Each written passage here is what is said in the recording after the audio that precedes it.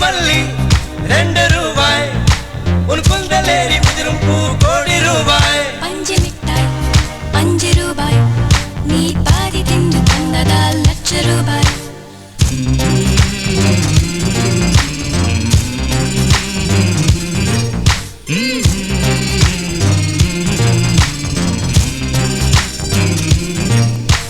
காதலிக்கும் பெண்ணின் கைகள் தொட்டு நீட்டினால் சின்ன தளர் கூட தங்கந்தானே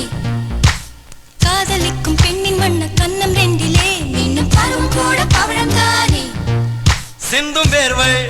திருத்தமாகும் சின்ன பார்வை மோட்சமாகும்